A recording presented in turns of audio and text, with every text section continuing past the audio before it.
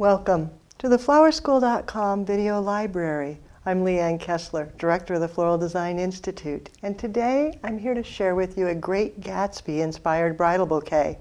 All of the flowers perfect for Great Gatsby are from 50flowers.com. When you think about the Great Gatsby look, you want to think about opulence, fabulous, and feminine. Of course, pearls of all different types, jewels, rhinestones, glitter, and the metallics, silver and gold, and of course, feathers. And when it comes time to look for the flowers, going through the shop by color works really well. Just on the 50flowers.com, shop by color, and then look at pink, look at peach, look at your soft feminine colors. And I did that. I found these beautiful blush dendrobiums, blush tulips, soft pink roses, and then wax flower in a mixture that included ivory, blush, and kind of a rosy pink. Mixed together, along with the treasures, be a fabulous Great Gatsby bridal bouquet. The base of the bouquet is a slant handle holder from the Oasis Company. And it comes with this white plastic, and I'm covering that using Dusty Miller. That's also from 50flowers.com. I took the individual leaves, removed the stem, and then using Super 77 spray glue, just spray the back of the leaf and then adhere it directly to the holder. It gives you that soft metallic silver color that gets the great beginning. The front, just leaving it plain, then setting it down into the stand to work with. Now you may wonder, where did she get that stand? It was handmade for me by a friend, so you'll have to find a friend to make it for you. It's just welded metal with a little gizmo that I can set the handle right in, and it sets it so that you can see easily as I create. The dendrobiums have such wonderful long stems. You could just give them a cut and set them directly into the holder, but they aren't quite as lush as I would like it to be for a Gatsby inspired. You have so many buds. I want more fullness. So for fullness, I create Dendrobium Tassels. That way when I place them in, I get much more significant oomph from my flowers. They're so fabulous. How do you do that? It's actually quite easy. You take your dendrobium, pull it out, and then pull off the florets, starting with the smallest ones first, and then getting larger, and lay them out in sequence of size. And then at the end, you'll get to your largest ones where they're the fullest. Then using a single 22 gauge wire, and I found a jewel, beading it onto the wire, just threading it through, and then bending it right back up on itself so that that becomes the base. Then starting with your smallest, feed it on. Just the bud, no flower really showing. Bring it down over the top of that double wire so it feeds right into the bead. Then going back, one that's a little bit more open, and letting it overlap right onto the first bud, adjusting the petals. Then one that's a little more open again. And the next one. You can see each one is getting a little bit more open, a little fuller, then feeding them down, overlapping the one just before, twisting it so that they look in different directions, pulling out the petals, feeding it down, bringing this one in, turning it. You can see it gives you such a beautiful tassel. It'd be a great addition to the bouquet.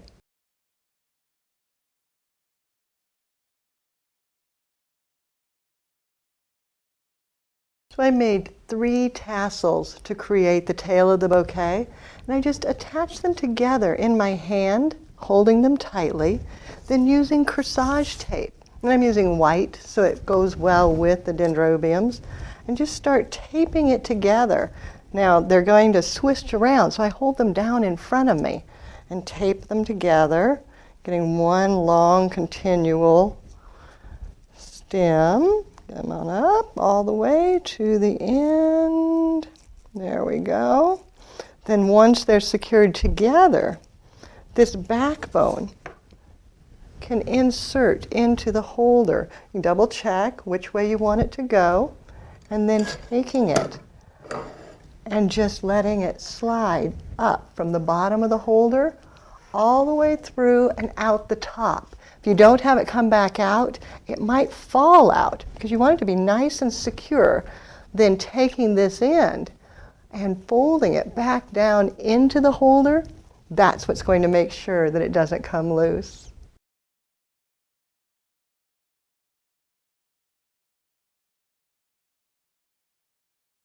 Once the tassels are in place, you can go back and cut your dendrobiums apart so that the florets will show.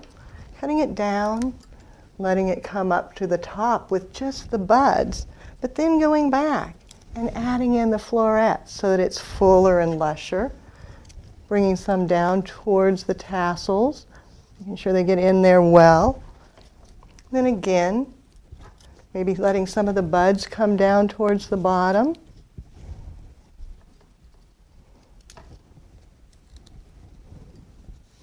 Filling into the sides, then going back with the florets, a little bit larger, letting them come out to the side. Through. And then to create an accent area in the center, that's where the tulips will be so fabulous. They don't have to be too long. Just cut them short, set them in, and again, cut it short, set it in, creating a wonderful accent area. Maybe another, coming more towards the top. And then the beautiful garden roses, cutting them very, very short so that they'll set in, giving you the density. Look how lush and fabulous that is. Brings up the tassel, the fullness. And another. Bring it up towards the top. And yet another. Making this one come all the way to the top where the bride's going to look down and see it. Oh, they're so fragrant. Absolutely wonderful. Then going back with more of the dendrobium. Filling them in, making sure it's full and lush on the sides, in the center, and on the top.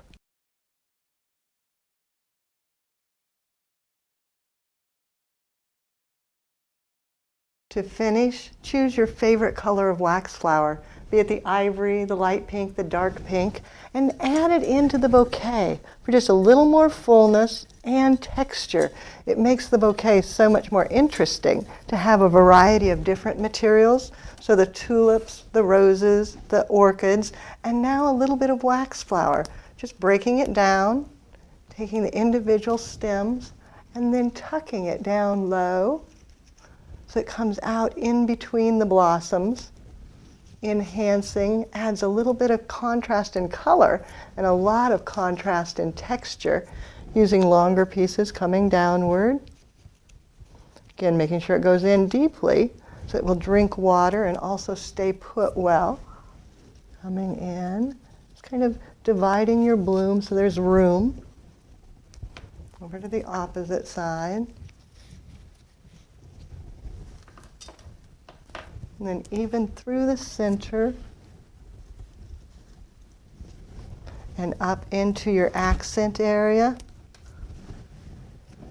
Dividing, finding a little area to insert away from, there we go. Don't want to spear through a petal.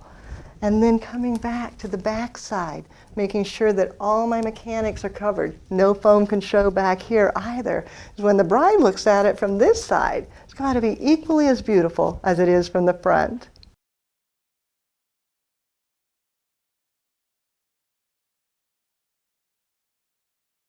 The finished bouquet is very comfortable to hold. It looks good from the sides and the back and the top. No matter which direction you look, it looks finished and polished. Now, to make it even extra special, adding in a few pearl pins right in the accent area to add even a little more glamour, a little more glitz, make the bouquet even more extra special.